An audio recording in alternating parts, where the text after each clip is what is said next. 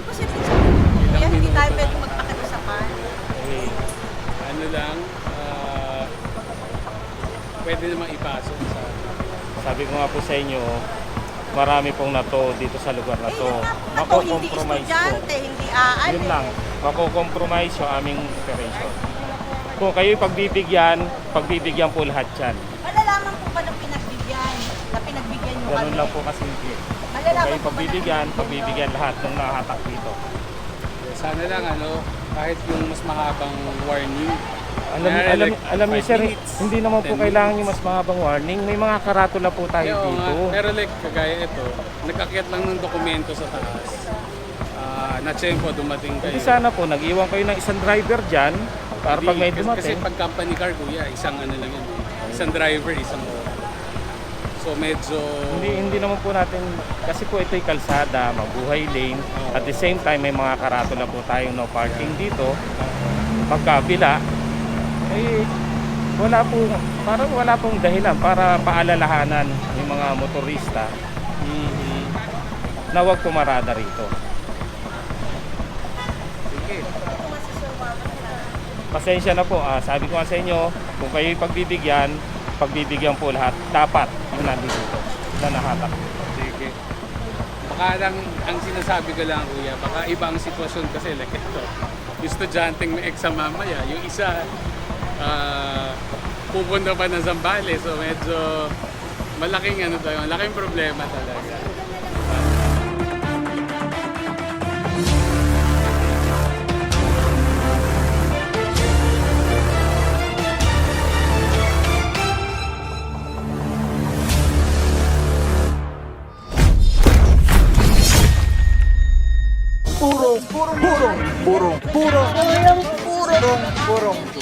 Purong pagmamahal. Happy birthday, boss. Napakahusay, Cortez. Delta 15, bossing. Happy birthday to you. More and more blessings. Patuloy kang biyayaan ng Panginoon na malusog na katawan. At more opportunities ahead of you. So, bossing, saludo kami sa iyo sa ginagawa mong trabaho. And thank you so much sa friendship. Boss paring John Lloyd Cortez. Boss, happy birthday. Kita-kits. Enjoy your day. More and more blessings to you. Purong-purong. God bless, boss. Kita-kits. Happy birthday. Good health and mabuhay ka hanggat gusto mo. Ha? I love you, 15. Happy birthday, sir. 15. Saan? English. Kailangan kasi English eh. Ayun, good health. Tapos i-enjoy mo yung life mo. Yun lang. Happy birthday, Sir Cortez. Mabuhay ka hanggang gusto mo. Boss, happy birthday. Long life. Many more birthday ko. Idol. Apakagaling mo. Sir Rapa, happy birthday sa'yo. Sana marami pang birthday ang dumating sa'yo. Mabuhay ka, Sir Rapa, hanggat gusto mo. Kala ko, sana maraming pansit ka. Batch, happy birthday sa'yo ha. Sana maraming birthday pa mapuntahan mo. Then sana maraming pansit, tamaya. Hop, harang muna. O, sa parama. Any message? Yan. Birthday ni Officer Cortez. Yan. Ilan taon na siya po sa birthday? Ilan taon na siya? 18. Hindi ko alam eh.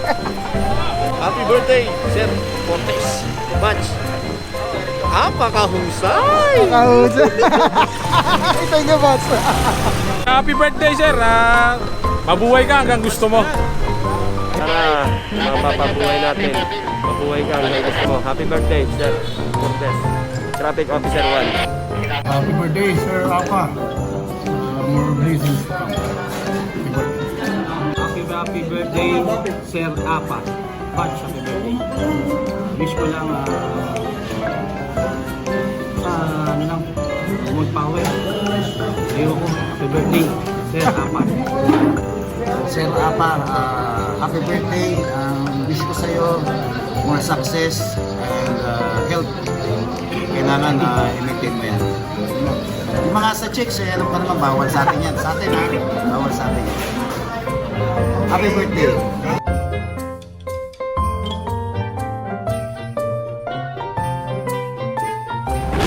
Dito po sa harap ng bahay ni Kapitan, ano sir, baka pwede isama rin na lang. Hindi, bali lumalabas sir, si Kapitan mismo ba ang nagbabiolate pa rito? Oh, sa kanya po yung foot Yun na nga sir, hindi natin pwede payagan yan sir.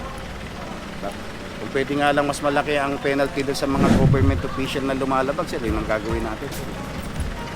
Yan na sir, pasensya ka na sir. Kailangan natin i-implement din kung sino man yung sa mga civilian man o naka-government official. Sige sir, nakikisin na rin sir. sir. Kita mo naman sir, halos lahat ng posto. Saan po yung yung barangay? Kasi hindi na ako kayo nagpalamplas barangay. Buhay lanes po kasi ito. O, bali pagka sa mga buhay lanes sir, hindi na tayo nakikipag-coordinate sa barangay. Yung sabi nga ni sa akin, hindi rin ito mabuhay din. Diyan daw. Sabi lang sir. Sabi ko, pasabi ko lang sir, kung ito yung mabuhay din ba? Buhay lanes po. Sir, sadali na po. Sige, Marami pa tayong naalala. Oh wow, grabe, sarap sa tenga nun ah.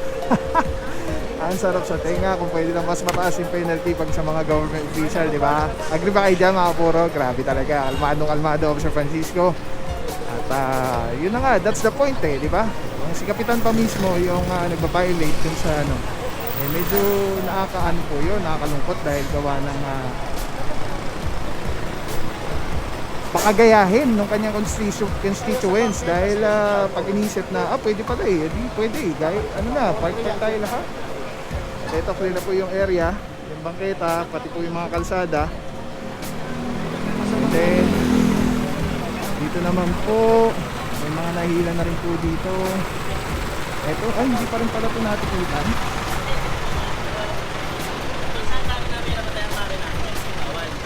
Pero mag-isang lang po siya namin. Ganito, papayag kami ganito. Kasi maaano po yung sige, ganito. Okay po, ibababa ko po yung isa yun. Hindi pwede kasi automatic po mahirap.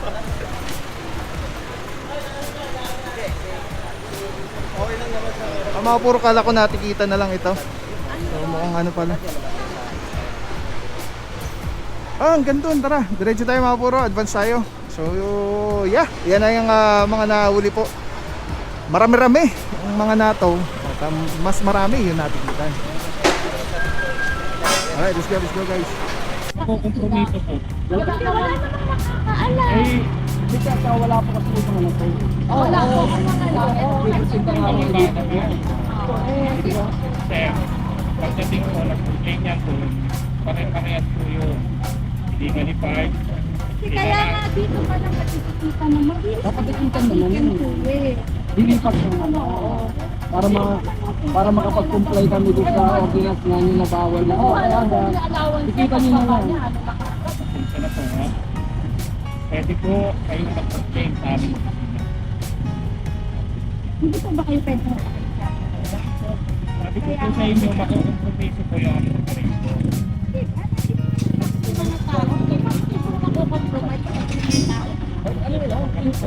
Baka kumit ka naman sa kaya naman. Kaya nga, meron naman mga ganun scenario. Andyan naman po kasi sila, kumbaga lang kami. Ay, ticket lang kuya. Kasi kagaya po, Zambales po ba? Tapos estudyante. Tapos estudyante.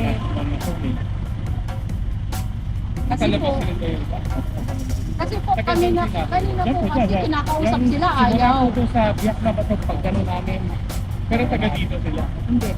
Paano taga dito po? Kasi ito sa Ito sa hindi po kung ibig sabihin na tayo ba kayo dito sa ano? hindi naman. Medyo mabigat na po na naman po na pagkanaman. Pero yan, pagkano pa lang. So yan, ito rin pala matotow dahil kanina kala ko titikita na lang yan eh.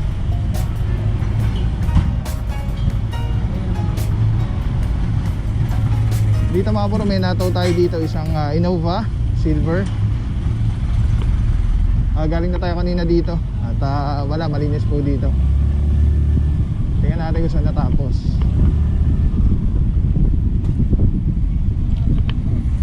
Okay, dito lang natapos sa Kapuro. Banawe. Alright, let's go guys. Kaya lang nandito naman eh. Yung kalagayan lang sana nung... Late na nga lang po, no? Late na nga lang. So, Kaya nga papatikit mo. Nasa kamay niyo yan. Ayaw nyo lang. Dahil gusto nyo magmatiga. Nasa kamay niyo pwede naman eh. Walang sa mundong to, walang pakikita. May anak po ako, 5. Imposible sa mundong to yan. Hindi tayo pwede magpakiusapan. Ano lang, pwede namang ipasok sa... Sabi ko nga po sa inyo, marami pong nato dito sa lugar na to. Hindi Mako-compromise po. estudyante, hindi aalis. Yun lang, mako-compromise yung aming operation. Kung kayo'y pagbibigyan po lahat yan. Malalaman po ba ng pinagbigyan? Na pinagbigyan nyo Ganun kami? lang po kasi hindi. Malalaman Kayo po ba pagbibigyan lahat ng nakahatak dito. Sana lang kahit yung mas mahabang warning. Alam niyo sir, hindi naman po kailangan yung mas mahabang warning. May mga karatula po tayo Oo dito. nga, pero like kagaya ito, nagkakyat lang ng dokumento sa taas. Na-tsempo, dumating kayo. Hindi sana po, nag-iwan kayo ng isang driver dyan para pag may Kasi dumating. pag company car, kuya, isang ano lang yun. Isang driver, isang So medyo... Hindi naman po natin, kasi po ito'y kalsada, mabuhay lane. At the same time, may mga karatula po tayong no parking dito. Pagkabila, wala pong dahilan para paalalahanan yung mga motorista na huwag pumarada rito. Pasensya na po, sabi ko nga sa inyo, kung kayo'y pagbibigyan po lahat, dapat yung nandito na nahatak. Sige. Baka lang, ang sinasabi ko lang kuya, baka iba ang sitwasyon kasi like ito. Yung estudyanteng may exam mamaya, yung isa pupunta pa ng Zambales, so medyo malaking malaking problema talaga. Especially kung kagaya nito na umakyat lang Yun para nga po, kayo, estudyante, ito po na sa Bali. Yung iba, hindi. So sila, magsasakripisyo. Pare-pareho naman may sakripisyo. Willing nga ito magpatikit. Pero... Sabi ko nga po, kung pagbibigyan ito, pagbibigyan dapat lahat. Kung titikitan ito, tikitan dapat lahat. Sana po, maintindihan nyo rin yung aming side. Ano lang siguro, baka pwedeng reviewin nyo rin yung policy. Ilang minutes ang lead time. Wala. Ang policy po kasi ng towing and impounding guidelines, 5 horns, 5 na busina. Ayun, 7. Hindi naman yung 5 minutes na yon na nagsimula lang yun sa yung sa babae. 5 minutes. Yung kay Sir Kong Libriha noon. Okay. Pero ang guidelines po talaga, 5 busina. Ganun. Opo. Tapos from there, pag walang dumating, at pagdating namin, walang driver na nakasampa, wala dyan, bubusina kami na 5 beses. After nun, kakabitan ako. bilis. Ang bilis. Ano ko nasa banyo? Ay, wala, di abot. Sabi ko nga po, may mga karatula tayo rito, bawal pumarada. Sige.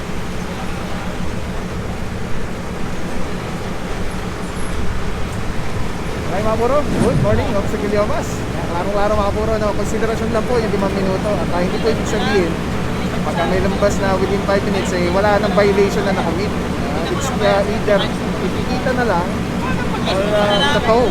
Yun yung 5 minutes for towing. Sagot po ng towing company yun. Towing? Opo. Pwede po silang ireklamo. Ganun. Opo. Kasi like ito, kung hilahin lang yan ng gano'n, nasira transmission yan. Kaya tinatanong ko kung paano ko masira. Balak na nilang hilahin. Sagot daw ng towing company. Paano malalaman kung anong boss ng sira? Ang dami pang i-survey. Kaya mahabang proseso. Kaya nga, yung bakit? Sigurado ba kayo na kami nakakaya? Oo nga pala. Sandali po ha. Madali lang yan sabihin, nasagot ang towing company. Pero in reality, Kasi saan ka? MMDA ka? Vlogger. Okay. O tapos, Wala, sikat ka nga. sikat na. Dahil na mga kulo. Sinabi nga titikitan. Huwag na punta ko na yung anak ko ayaw. Ate, mahayop na yun. Kala mo naman napaka ano. Alright mga puro, kala natin kanina, nakikita na lang si Madam. Mukhang naorasan niya, 5 minutes lang po kasi yung binibigay natin grace period. Kapag ma-present yung lisensya, matikita na lang. And siguro hindi natin alam, mukhang hindi umabot yung lisensya dahil ngayon nandito na si Bossing, yung anak yata ni Madam. At kaya itutuw na po itong sakyan. Kaya yan ang mga ginapangyari mga puro. Tuloy lang po tayo. Let's go guys! Purong Bagaman. Selfie na nga lang. Selfie sa vlogger. Sige po. Okay, 1, 2. Thank you po.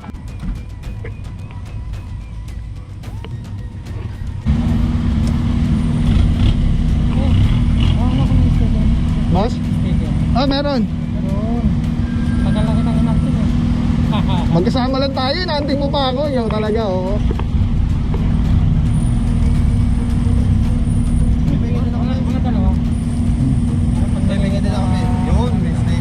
Thank you, thank you.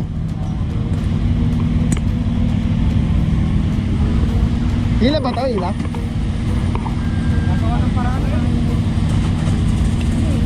May driver ba? Ay, paano yan? Ay, dun na ako.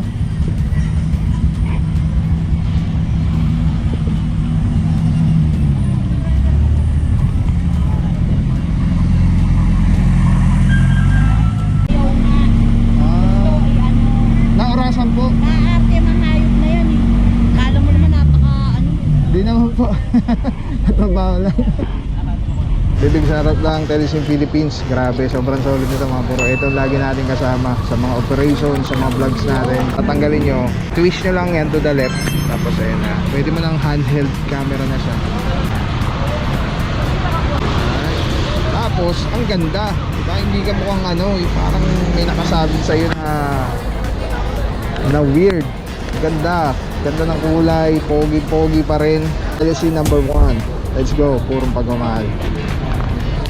Maraming salamat sa'yo. Walang papapaw. So thank you so much sa walang sawang support, tiwala. Wala akong masabi kundi thank you so much. Thank you sa Panginoon at ingat kayo palagi. Again, kung wala akong papapaw. So thank you so much. God bless you. Purong pagmamahal. Thank you so much. God bless.